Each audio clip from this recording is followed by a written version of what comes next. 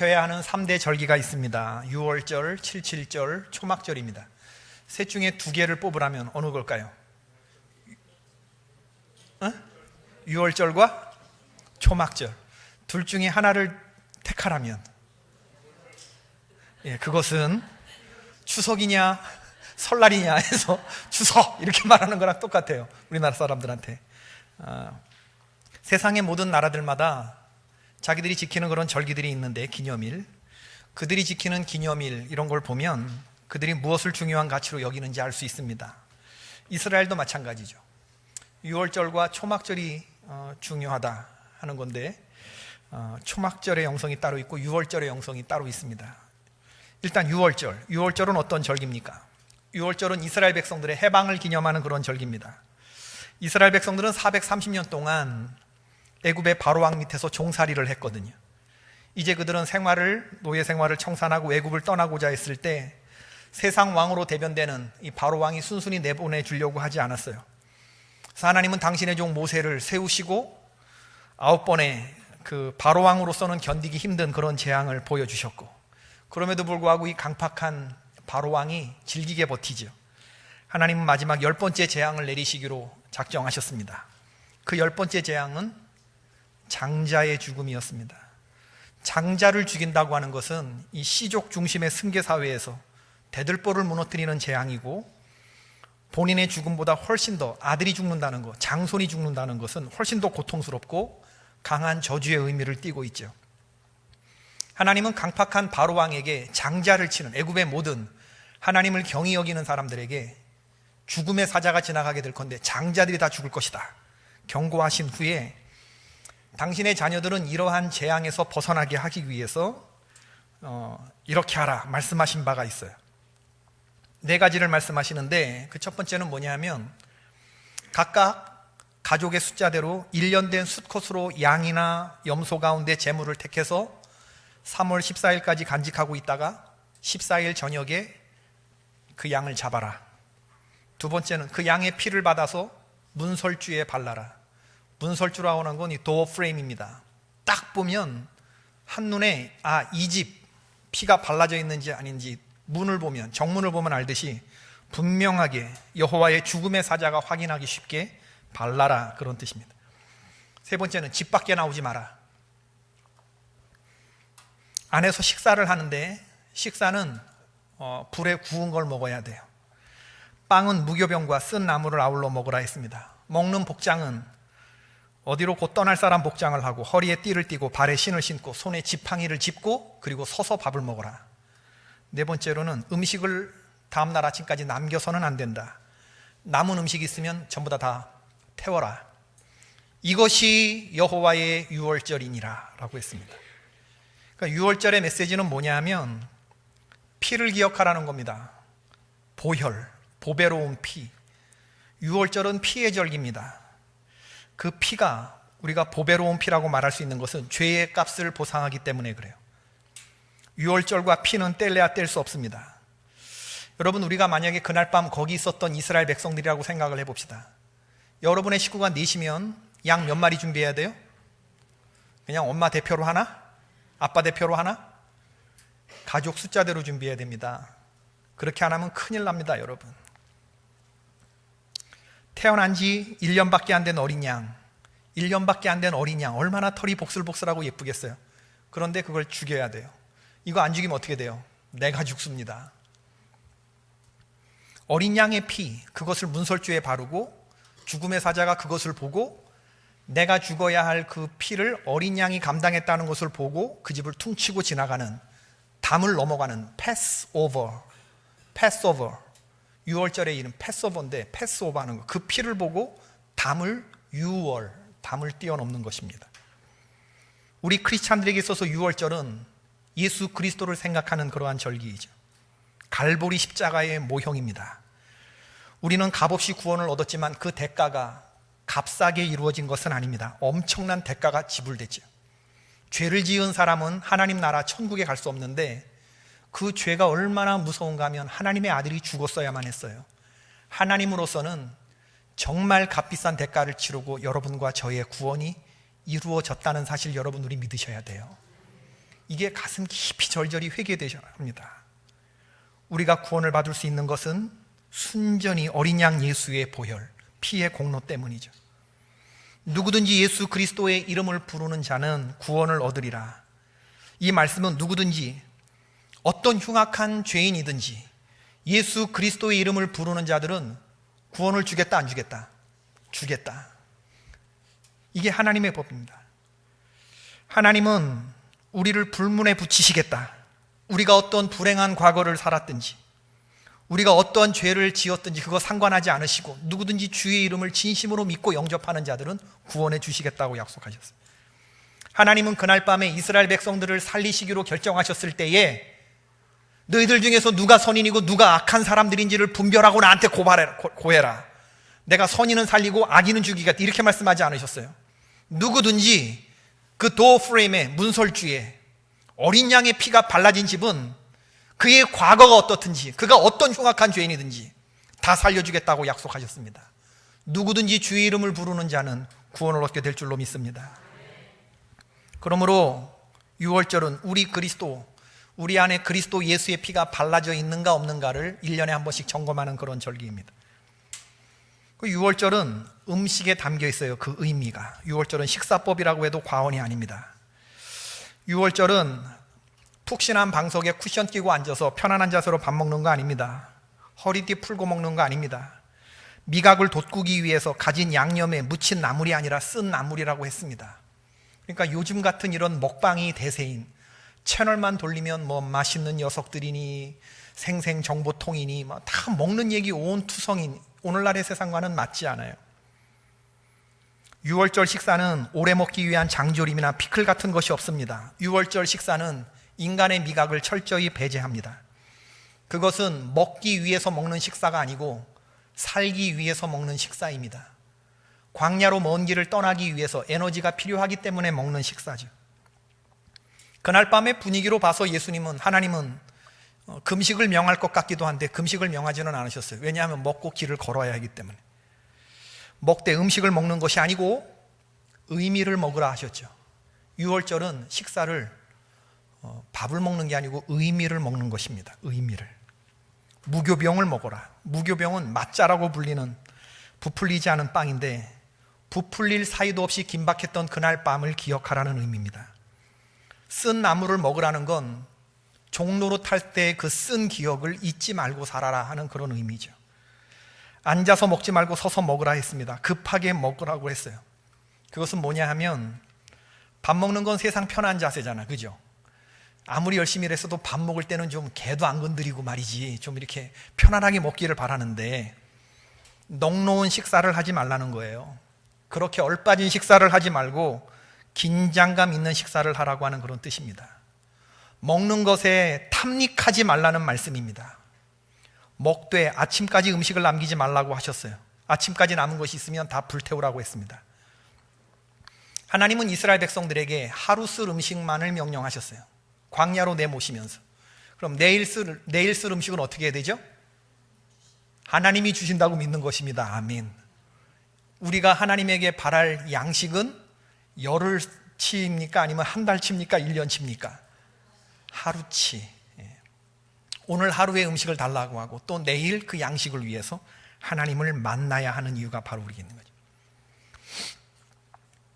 그 다음에는 초막절인데 이스라엘 백성들에게 있어서 중요한 절기 초막절입니다.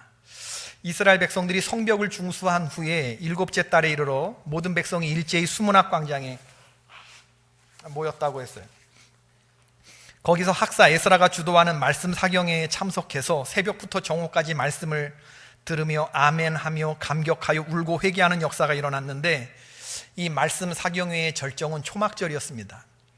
오늘 13절 14절의 말씀을 보니까 그 이튿날 뭇백성의 족장들과 제사장들과 레위 사람들이 율법의 말씀을 밝히 알고자 하여 학사 에스라에게 모여서 율법에 기록된 바를 본즉 여호와께서 모세를 통하여 명령하시기를 이스라엘 자손은 7째 달 절기에 초막에서 거할지니라 하였고, 그 이튿날이라고 하면 1절부터 12절까지의 사건이 있고 난 그 다음날 이런 뜻이겠죠, 그죠?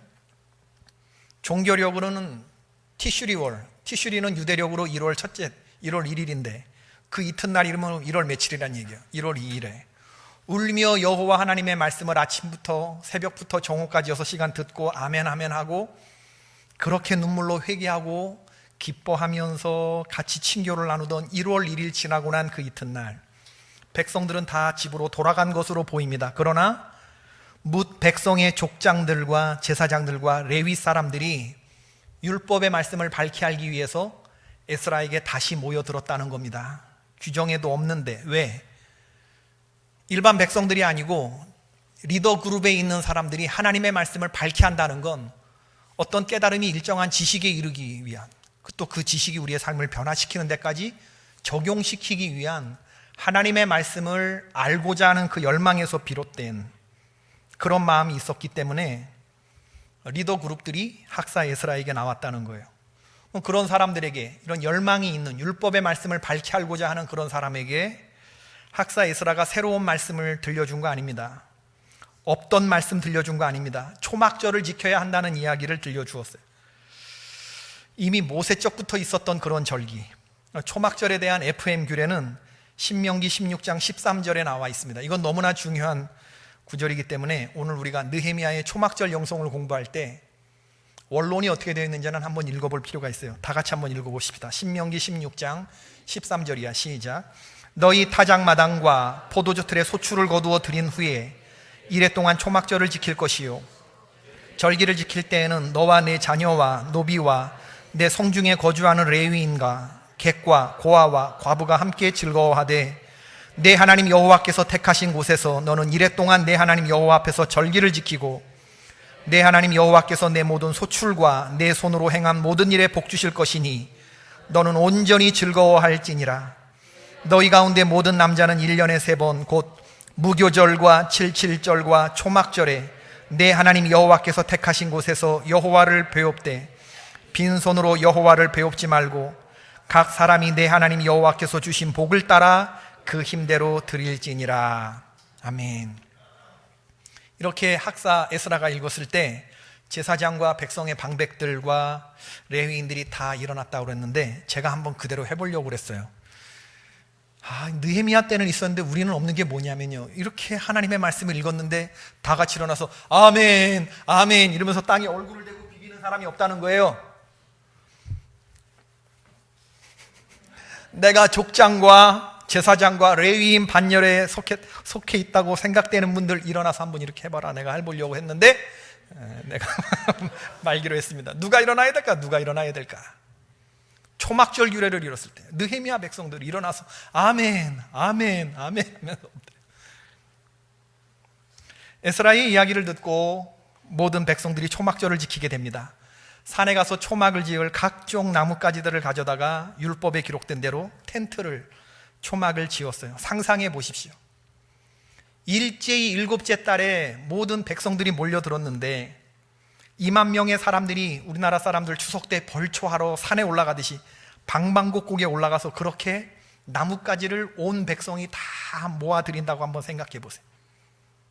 예루살렘에 있는 세 산, 성전산, 감람산, 시온산에 올라가서 나뭇가지를 준비한, 왜? 초막절을 지키기 위해서 여러 가지 나뭇가지를 장만하려고 하는 그런 사람들의 모습을 한번 생각해 보라는 거죠. 그리고 그런 재료를 가지고 16절에 보니까 백성이 이에 나가서 나뭇가지를 가져다가 혹은 지붕 위에 혹은 뜰 안에 혹은 하나님의 전뜰에 혹은 숨은 광장에 혹은 에브라임 문 광장에 초막을 지었다. 예루살렘 성전과 성벽을 중수한 백성들이 예루살렘 성읍 곳곳에 도처에 초막을 짓고 거기에 거하였다고 했는데 한번 생각해 보세요. 우리나라 말로 하면 삼천리 방방곡곡에 초막이 세워졌어요. 정치, 경제, 사회, 문화, 군사, 교육 모든 부분에, 모든 도성에 하나님의 백성들이 초막을 짓고 거기 거하는 이런 광경을 한번 상상해 보세요. 얼마나 아름다운 하나님의 신앙 공동체를 이루고 있는지. 초막을 짓기 위해 집을 나설 때 이스라엘 백성들은 2가지를 결단하는데 저는 그것이 초막절의 영성이라고 믿습니다. 그 첫 번째는 뭐냐 하면 초막절은 어떤 절기냐? 여호와만을 기뻐하는 절기입니다. 삶의 우선순위에 관한 문제죠. 느헤미야의 초막절이 아름다운 것은 초막을 짓고 밖에 나갔다라고 하는 이 형식만 중요한 게 아니고 그들이 전심으로 여호와만을 기뻐하는 이 내용, 예배자의 태도를 견지하고 있었다는 것이 이게 아름다운 거거든요. 지금 이스라엘 백성들이 기쁜 것은 성벽 성취 때문에 기쁜 거 아닙니다. 어려움을 잘 이겼더니 하나님께서 편안한 삶을 주셨기 때문에 조건과 환경이 이루어져서 기뻐하고 즐거워하는 거 아니에요. 이런 기쁨이라면 아버지를 기뻐하는 게 아니고 아버지의 지갑을 기뻐하는 거겠죠. 그 지갑이 열리면 기뻐하다가 그 지갑이 닫히면 울부짖는, 불평하고 원망하는 그런 기쁨하고는 조건과 환경이 울리면 웃고 웃기면 울고 웃기면 웃고 울리면 우는 그런 조건과 환경에 반응하는 그런 기쁨 아니라는 거예요. 하나님 아버지가 나의 주인이 되시고 나의 아버지가 되셨다고 하는 이 근본적인 기쁨인 줄로 믿습니다. 초막절은 광야의 삶을 기억하는 그런 절기인데 그 하나님이 나의 모든 것을 공급해 주시고 채워주신다고 하는 믿음, 이걸 실질적으로 느끼기 위해서 광야로 나가는 거예요. 몸으로 채우기 위해. 제가 TV를 보니까 그 먹방에 나오는 그 뚱뚱한 사람이 있는데 김준현이라고 순댓국을 맛있게 먹는 방법, 아주 한겨울에 자기는 순댓국이 나올 때쯤 돼갖고 한 5분 정도 전에 밖에 반팔만 입고 나간대요. 그리고 떤대요. 춥게. 그래서 몸을 춥게 만든대. 최대한 그 한 그릇을 그 순댓국 한 그릇을 맛있게 먹기 위해서 몸을 춥게 간절하게 막. 그리고 첫 숟갈을 딱 떴을 때 그 순댓국의 그 따끈한 게 식도를 타고 쫙 내려갈 때 그게 그렇게 맛있다는 거예요.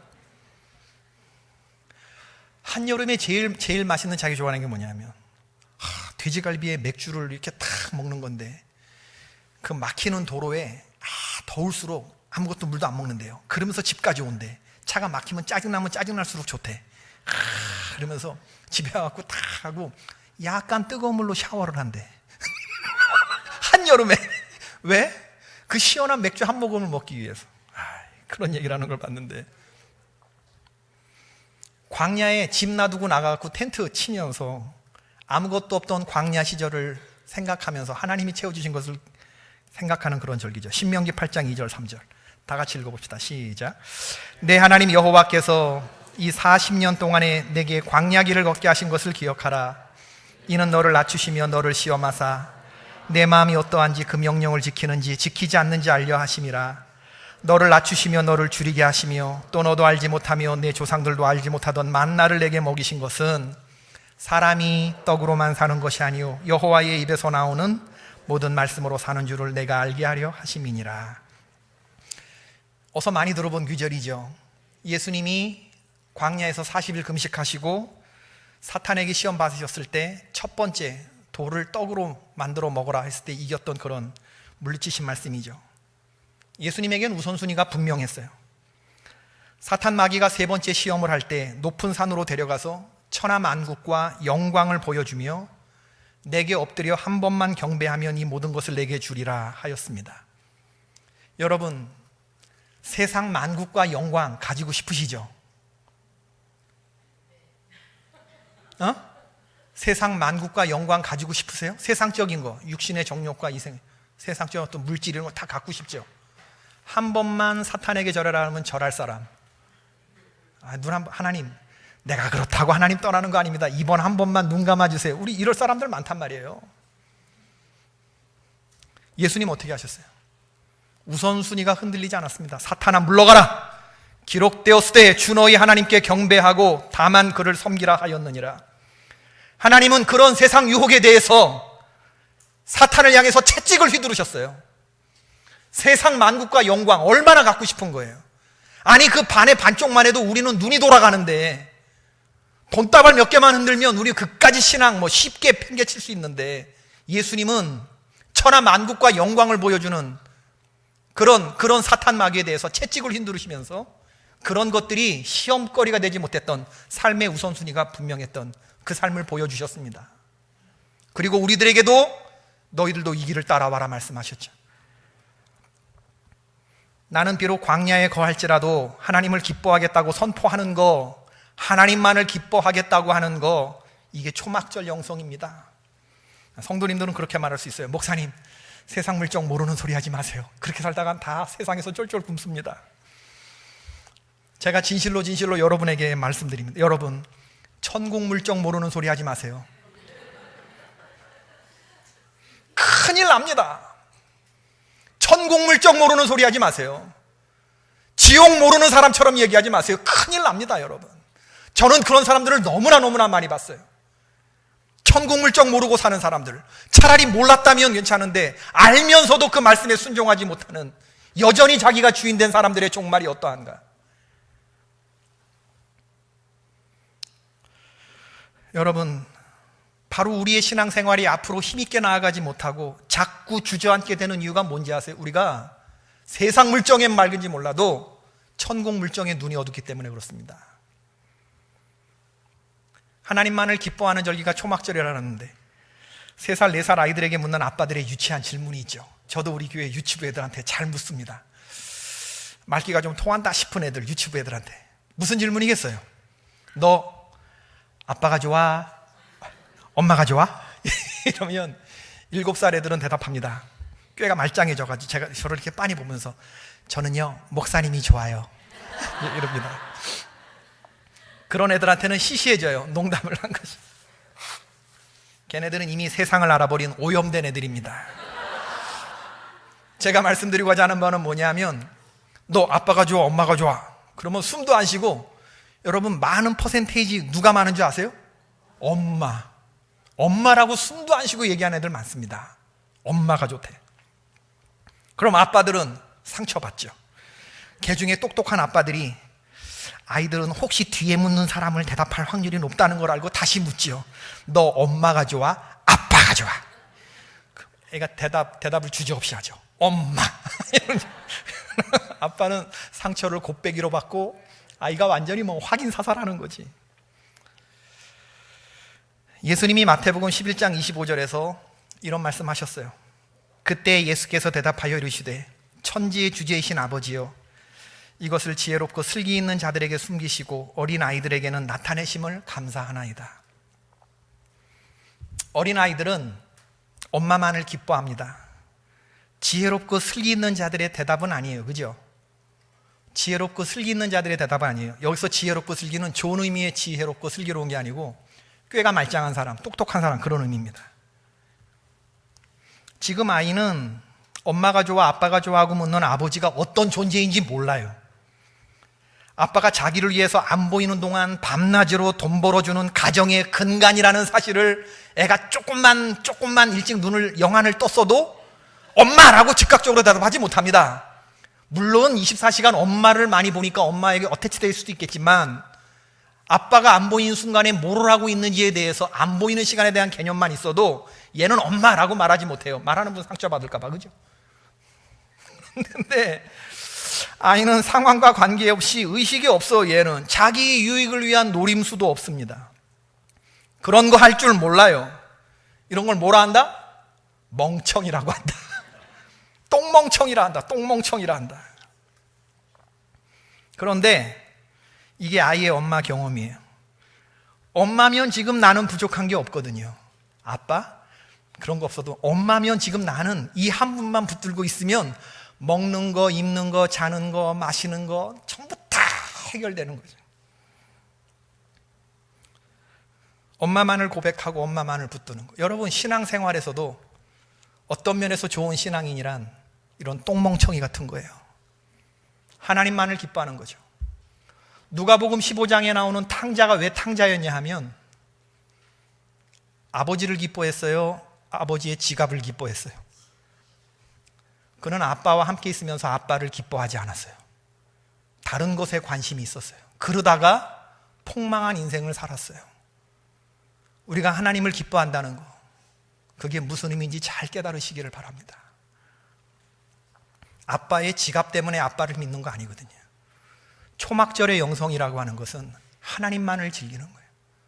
뭔가 조건과 상황이 갖추어지면 하나님을 찬양하다가 이거 아니면 그냥 실족하는.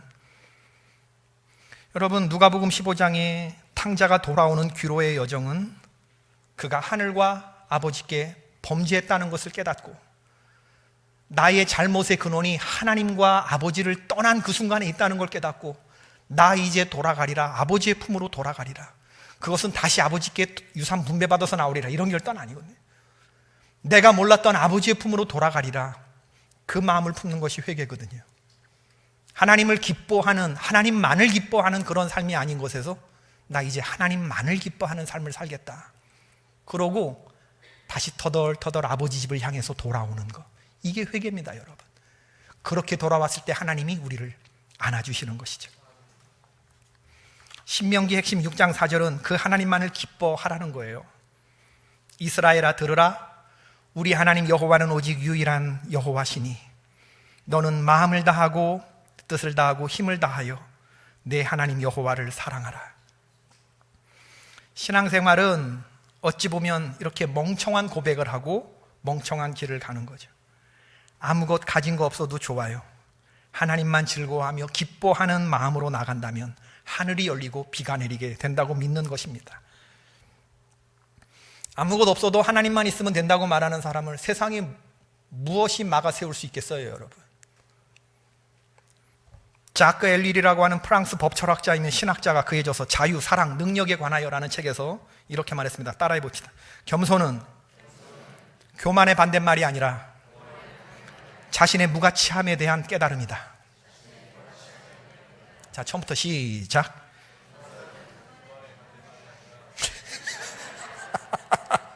겸손은 교만의 반대말이 아니라 자신의 무가치함에 대한 깨달음이다.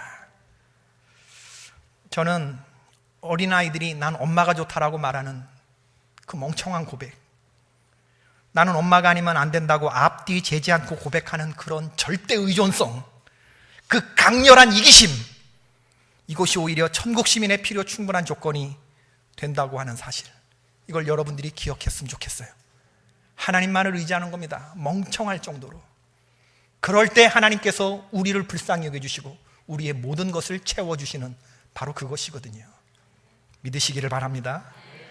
두 번째 초막절의 영성은 뭐냐 하면 안락한 생활에 길들여지지 않겠다라고 하는 결단이죠. 이건 우리의 생활에 긴장감 있는 삶, 경건을 말하는 겁니다. 초막절은 집을 놓아두고 초막을 짓고 7일 동안 불편한 곳에서 머무는 건데, 집에서 지내기 따분해서 야외에 나가서 텐트 치고 7일 동안 캠핑 즐기는 거 아닙니다. 몸만 밖으로 나갔지 집에서 먹는 것보다 더 호화롭게 준비하고 고기 쟁여나가고 다 집안에 있는 살림 다 갖고 마치 한 달 놀고 올 사람처럼 챙겨나가네, 이런 거 아니에요. 아웃도어 라이프 아니란 말이에요.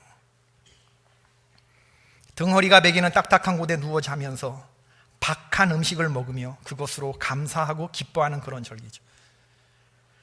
초막절은 나는 이 생활에 길들여지지 않겠다라고 하는 신앙인의 결단입니다. 구약성경 다니엘서에 보면 다니엘이 포로로 잡혀간 후에 느부갓네살에 의해서 영제로 선발돼요. 이건 굉장한 특혜입니다. 왕의 진미와 포도주를 먹을 수 있다고 하는 거, 이거 이상 가는 특혜가 어디 있겠어요? 그런데 다니엘의 아주 남다른 그런 결단이 나오죠. 다니엘 1장 8절. 다니엘은 뜻을 정하여 왕의 음식과 그가 마시는 포도주로 자기를 더럽히지 아니하리라 하고 자기를 더럽히지 아니하도록 환관장에게 구하니 하나님이 다니엘로 하여금 환관장에게 은혜와 긍휼을 얻게 하신지라. 다니엘이 먹게 될 페르시아의 포도주가 그를 더럽히는 거 아닙니다. 내가 먹고 마시는 음식이 나를 더럽히는 거 아니에요. 다니엘이 뜻을 세운 건 뭐냐 하면 내가 나를 더럽힐까 봐, 그런 결단이었다는 거예요. 내가 나를 더럽힐까 봐. 왕의 진미를 먹게 되는 건 특혜죠. 남들이 부러워할 만한 일입니다. 어떤 면에서 보면 왕과 왕궁을 위해 봉사할 사람으로 선발되었으면 왕이 주는 거 잘 먹고 봉사해야 할 사명도 있는데 다니엘은 이것을 거부했다고 했어요. 거부한 이유가 뭐냐면 자기를 더럽히지 않겠다, 좋은 음식 좋은 환경에 길들여지지 않겠다. 그는 알고 있었습니다. 이런 거에 한번 길들이고 나면 하나님의 은혜를 잊어버릴 수 없게 되는 자신의 연약성, 세상의 문화와 세상의 이 재미와 편안함, 안락함에 길들여지면 신앙생활의 구별됨, 신앙생활의 야성은 없게 된다고 하는, 우리는 주변에서 길들여진 많은 사람들을 보지 않습니까? 우리가 언제적부터 사람들의 칭찬만 받고 살았다고, 타인의 비난과 자존심 상하는 말 한마디 들었다고 밤에 잠도 못 자고 불편해합니까? 우리가 언제부터 잘해놓고 살았다고 조그만 경제적 어려움도 견디지 못하고 하나님 불평하고 원망하며 그렇게 사느냐? 주와 복음을 위해서 박해를 당하고 누가 너희를 거스려 욕하고 핍박할 때는 어떻게 하라 그랬어요? 나와서 울부짖으라 했습니까? 아니면 너희에게 복이 있다 했습니까? 너희에게 복이 있다. 의를 위하여 누가 너희를 박해하고 너희를 거스려 욕하고 핍박해도 기뻐하고 즐거워하라. 하늘에서 너희의 상이 크다. 우리가 어떤 말을 들어도 이것이 주와 복음을 위해 일하는 사람들, 일꾼들이 듣는 그런 말이라고 한다면 울고불고 난리칠 것이 아니라, 그럼에도 불구하고 나는 심령이 가난한 삶을 포기하지 않겠어. 나는 마음이 청결한 삶을 포기하지 않겠어. 나는 온유한 삶을 포기하지 않겠어. 이러한 팔복의 삶을 굽히지 않는 신앙인, 어떠한 얘기를 듣더라도 뭉근히 꾸준히 소걸음처럼 한 걸음씩 나아갈 수 있는 그런 사람, 바로 그런 사람이 다니엘과 같이 자기를 더럽히지 않는 사람이거든요. 다니엘은 유별난 삶을 살기로 한 거 아닙니다. 세상의 질서를 거스르지 않으면서도 세상의 질서를 거슬러 올라가는 그런 삶을 결단했던 사람이죠. 하나님은 그런 다니엘의 뜻을 기뻐하셨고 내가 너를 지켜주리라, 나의 참으로 의로운 오른손으로 너를 붙들리라 하셨고, 나라가 3번 바뀌는 과정 속에서도 다니엘을 높은 제국의 총리로 하나님이 삼아주시고 지켜주셨어요. 다니엘은 자기의 신앙을 굽히지도 않고도 하나님과 사람들 속에서 그 혹독한 핍박을 당하면서도 하나님의 존귀한 신앙인으로, 유별난 삶이 아니라 구별된 삶으로, 성결한 삶으로 오늘날 저와 여러분에게 감동을 주는 삶을 살았잖아요. 생각해보면 에스더도 몰살당할 백성들을 위해서 3일 동안 물도 마시지 않고 먹지도 않는 절대 금식을 마친 날, 아하수에로를 위하여 왕비 후원의 잔치를 차리고 나아가요.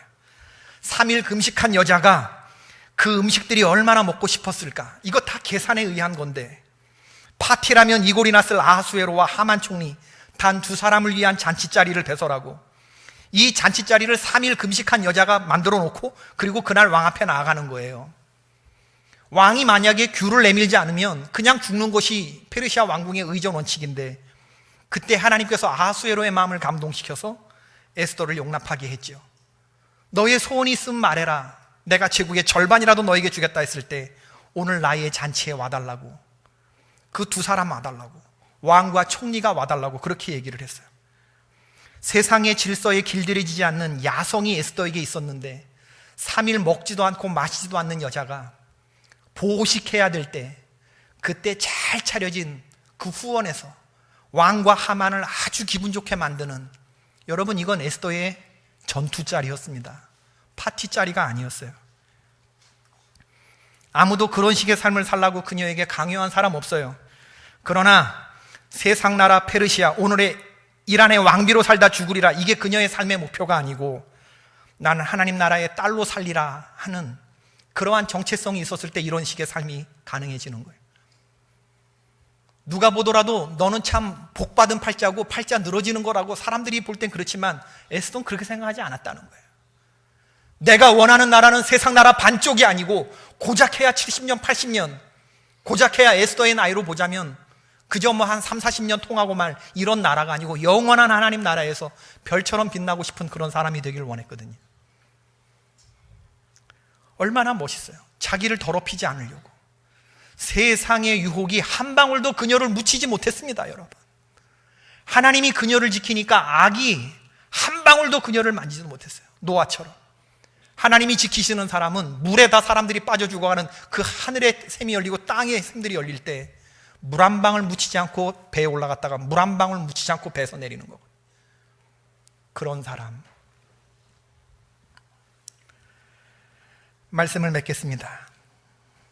17절과 18절의 말씀을 보십시다. 사로잡혔다가 돌아온 회중이 다 초막을 짓고 그 안에 거하니 눈의 아들 여호수아 때로부터 그날까지 이스라엘 자손이 이같이 행한 일이 없었으므로 이에 크게 기뻐하며 에스라는 첫날부터 끝날까지 날마다 하나님의 율법책을 낭독하고 무리가 이레 동안 절기를 지키고 8째 날에 규례를 따라 성회를 열었느니라. 느헤미야와 에스라가 주도하는 초막절은 완벽했어요. 뭔가 많이 가진 사람들이 아니에요. 포로에서 돌아온 사람들이 뭐 가진 게 있겠어요. 그렇지만 하나님은 이렇게 지극히 작은 자들을 통해서 완벽한 초막절 예배를 받으셨습니다. 이 평가는 뭐냐 하면 A+ 평가, A+ 평가. 초막절을 하나님이 얼마나 많이 받겠어요, 여러 백년 동안. 그런데 여호수아 때부터, 이스라엘 백성들이 출애굽해서 광야 생활 지나고 가나안에 들어간 여호수아 때부터 포로기 끌려갔다 온 지금까지 그 초막절이 매년 있었거든요. 그런데 그 초막절 가운데서 단연탑이 언제 거라는 거예요? 너희들이 지금 내린 거예요. 너희들이 지금 초막절 지킨 게 역대로 그런 초막절이 없었다는 거예요. 지극히 작은 자들이 했던 헌신들. 난 이것이 우리 개포교회 성도들 사이에서 이루어지길 주의 이름으로 축원합니다. 정말로 하나님을 기뻐하는 사람, 결코 하나님의 백성 절기 지키는 일이 유야무야하지 않았던 것. 백성들이 중간에 집으로 돌아가지 않았을 것이며 끝까지 절기를 지켰을 것이고 그동안 전혀 먹고 살기를 위해서 노동하지를 않았을 것이고 하나님께 예배드리는 일에 전념하기 위해서 전화 안 했다는 거예요. 몰래 일하지 않았다는 거예요. 온전히 7일 동안. 여러분, 우리 이룰 수 있을까? 아무도 없을 것 같아요. 오늘날 같은 삶으로는.